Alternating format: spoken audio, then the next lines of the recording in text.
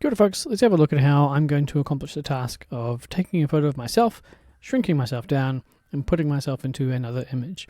Step 1 is to take the two photographs. My plan was to have a little minion figure and have me the same size as the minion figure, so I took two photographs. The first photo, which is sort of the background of the image, was a photograph of the minion toy. So this is here. This is a macro shot, so I zoomed all the way in on the camera. It was a Panasonic camera, focused on the minion from about 2 meters away, and took a photograph so that it's filling up lots of the frame, and I can put myself in this gap over here. Now that I've got this open, I need to add the photo of me. So I'm going to go File, and I'm going to choose the command Place Embedded. In the old version of Photoshop, it just says Place. Then I grab the photograph of myself. Now I'm too big at the moment, so I'm going to hold down Shift to stop the proportions of the photo changing, and I'm going to click and drag from the corner to shrink myself down. If you don't hold down Shift, it is possible to make yourself distorted, too skinny, too tall, and I don't like that, so I would rather hold down Shift and keep the proportions consistent. Now I want to figure out roughly where I want myself to be and how big I'm going to be, and I think I want to be a little bit smaller, and around about here is looking pretty good. Once I've got that right, I can hit Enter on the keyboard to accept that change of size. I now need to delete all the bits of this that are not me. There are a couple of ways to achieve that. I could just grab the Erase tool and erase out lots of bits of this layer. It's not letting me do it now because this layer is not rasterized. So I'd have to rasterize the layer first if I want to use that approach, but that can work. Just use the Erase tool and erase out the stuff you want. But what I would like to do instead is use a quick mask. So I'm going down here to this corner.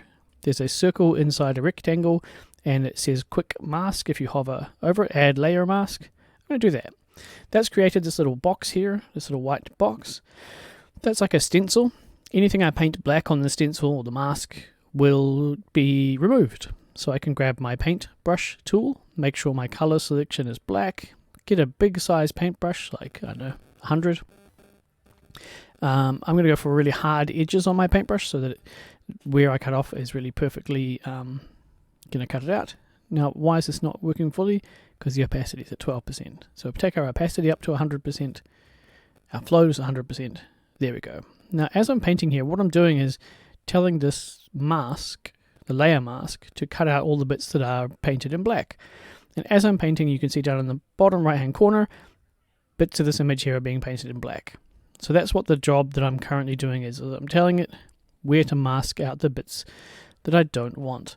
Why do I do this instead of using the Erase tool? Well, there's one advantage to using this method, and if we zoom in, I'll show you what that is. If I accidentally cut off part of myself, and I don't realize, and I keep moving, and then I realize later on, oops, I've made a mistake, I can just change my paint color back to white and paint those bits back in. So unlike the Erase tool, which is destructive, each time you do a new step in it, you have to undo all the steps. The layer mask is really simple, just painting black and white onto like a stencil down here, and that allows you to paint out the bits you want. You can use the X key on your keyboard to switch between black and white, so if you're painting and you accidentally make a mistake, you can just hit X and unmake the mistake and then get back into here.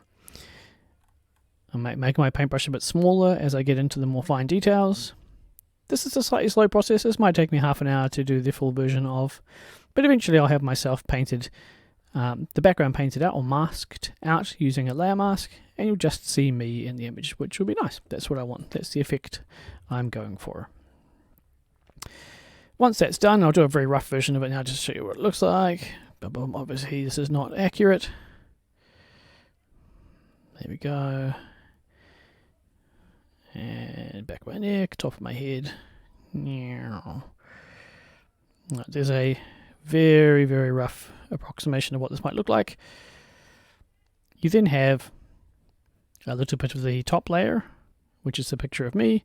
Most of that been cut out with the stencil, and a little bit of the background layer, which is the minion. So that's looking absolutely brilliant.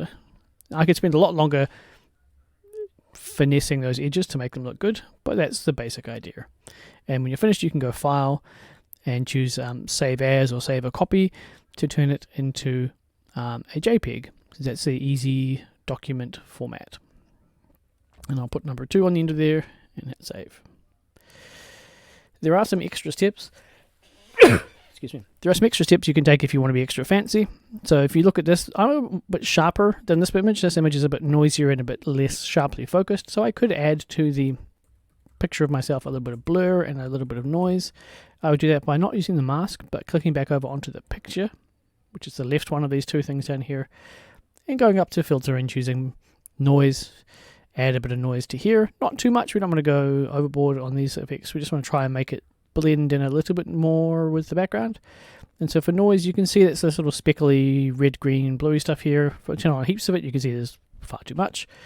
Maybe just add a couple percentage of points of noise and see how that maybe blends in a bit better with the background. Similarly, because it's a bit sharp, we could go with a blur.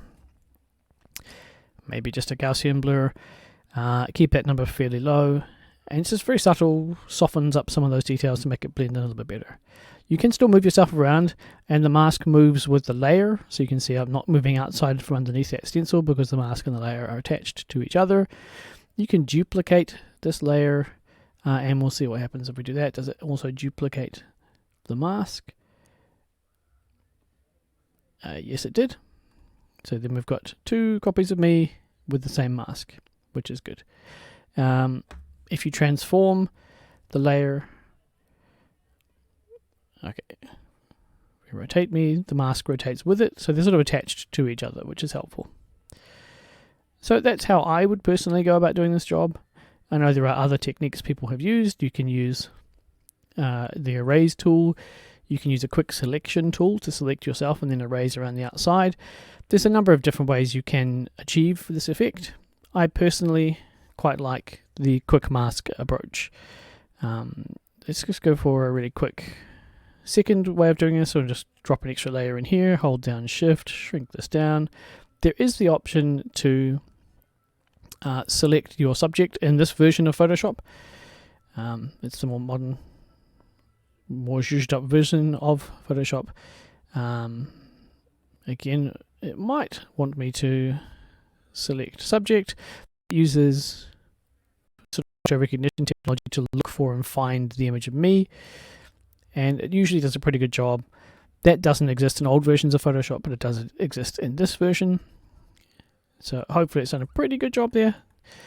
That's missed my finger, but it's actually got a pretty good go at getting me. So I could now just go select inverse, grab my erase tool. And this is where we're going to have to rasterize potentially the layer and erase everything that's outside it. Smart object must be rasterized before proceeding. Okay, there we go. Okay, rasterize please.